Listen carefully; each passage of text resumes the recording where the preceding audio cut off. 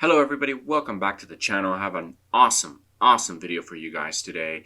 It is talking about basically inflation and why inflation is so crazy and what happens to economies when inflation just goes completely out of control. You know, inflation is really scary. Now, right here in the United States, inflation is high. I think our current inflation numbers are hovering around 6%. Now, it's really hard to get a specific number, you know, because the government obviously wants to bring that number as low as possible, not to spook people. But some people are saying it's way above 6. I mean, things are expensive. The biggest issue with inflation is that it keeps people from saving. You're basically living day to day.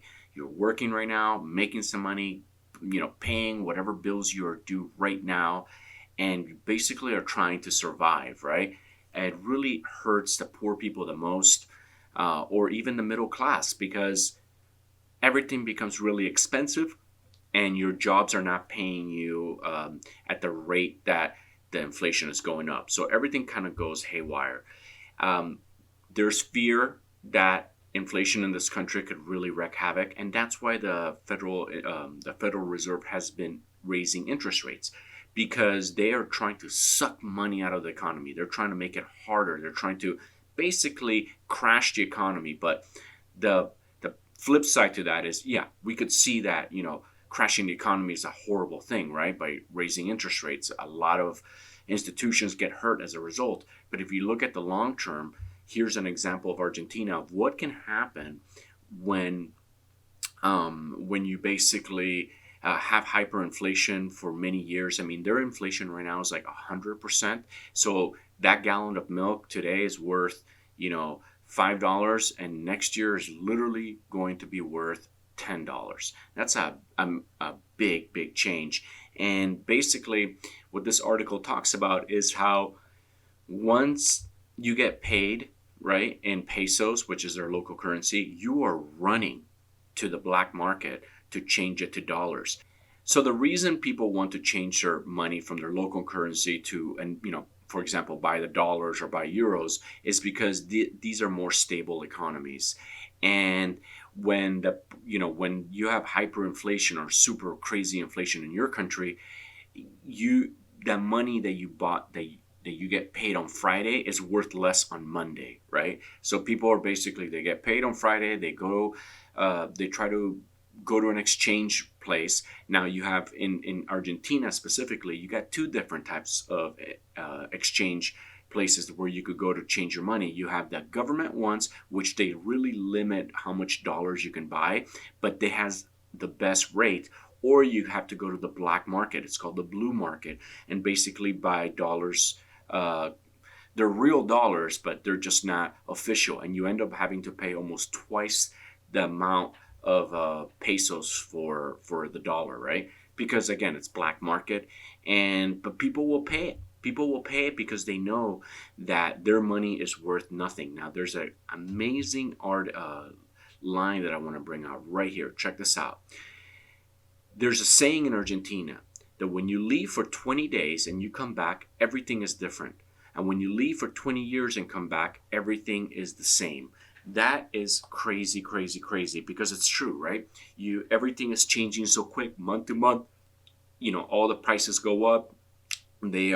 This reporter says that he moves back and forth from the United States to Argentina, so he really knows the Argentinian culture.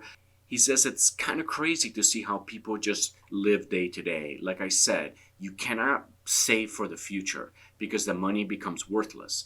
And what ends up happening, for example, he says an example here where if you, say you wanted to sell a house, say it was a home that was from your parents passed or something like that, now you want to sell it. You literally, it's scary to sell the house. Imagine, you sell it with the local currency, and when you have inflation, that money sitting in the bank basically deteriorates and goes to nothing, right, over the years. So you have to basically buy dollars. But now, when you're buying dollars, there's a whole business of, like, you have to buy the brand new crisp dollars. The older dollars, they could be counterfeit or whatever. So they're trying to people will pay less for any older bills if when there's rips and markings on the dollars, nobody wants to buy it because they're basically less valuable. Now think about that for 1 second. Literally, the way the money looks makes it more or less desirable. In the United States, you go into the 7-Eleven to buy a pack of gum. You don't care how the money looks, if it's ripped or whatever. They're probably going to take it because there is trust in the system. In a country like Argentina, they have lost trust in the system.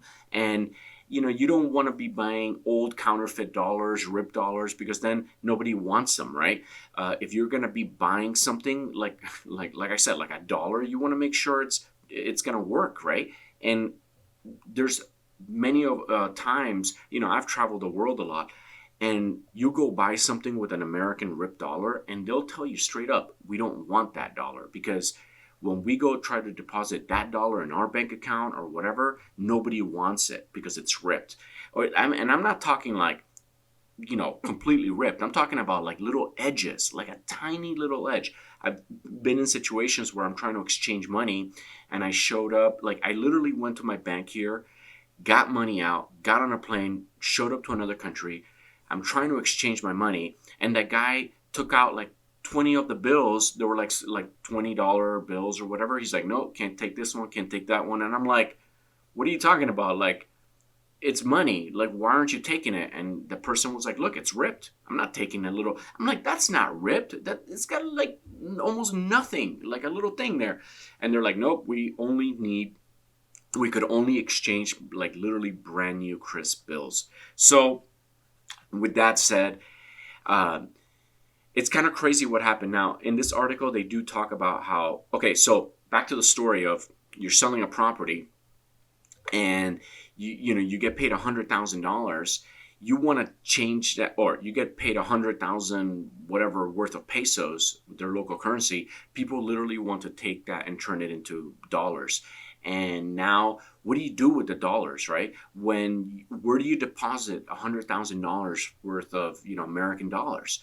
Like you can't put it in the bank because the banks are not guaranteed like they are here in the United States. So now you're scared that you put all this money in the bank and suddenly it's gone. So or it loses value, or the banks, or something catastrophic could happen to the banks and suddenly you lose all your money. So literally people, they're putting it in like their mattress, like straight up, like they're going and they're hiding it in their walls or whatever, because they trust putting $100,000 in their house somewhere hidden over, going to the bank. Now, could something like this eventually happen to the United States? You know what? I don't believe it's going to happen anytime soon. I mean, crazy stuff would have to happen in order for that to go through. But I do believe that I do have trust that our institutions are doing the best for us. In this article, they kind of talk about SW Bank, how there was a run on the banks. People lost trust in that bank. And yeah, they got screwed. The bank had to shut down, and it's really, really sad.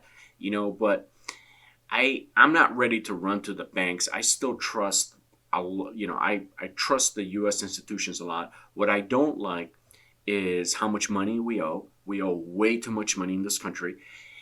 We spend way too much on stuff. So I would like to see us pay down that debt. I would like to see us stop spending so much. It would be good for us for that. And will the economy slow down as a result? Yeah, I think so. Absolutely. I definitely think, and it's gonna suck for us. But we've been living it pretty good for a long time, and not all of us, but just the idea of low interest rates, the bank bailout. I mean, that's what I mean by living it good. Like the government has taken on a lot of debt to make sure that we had a comfy, bottom, right? And we still have a lot of problems in this country. We still have a lot of poverty in this country, and it's really, really sad. But you know what? I think I rather basically go through the hard times now than live in an economy like in Argentina. That's the truth. That is absolute truth. And it is going to be hard. But you know what? Right now, looks like the housing market might start to pump a little bit. I was looking at how, people are sort of diving in, thinking that the rates are going to stabilize a little bit. And, more people are putting their houses on the market. Okay, guys, I'm going to go ahead and finish this video. Great article from Vox. It's called "What Does It Look Like When the Country Doesn't Trust Its Banks?" And I encourage you guys to read this. It was awesome. I'm literally forwarding this article to everyone that I know. Just really, really interesting. Good to learn about how other countries deal with high inflation. All right, guys. I love you guys so much. Thank you guys for watching, and I'll see you on the next video.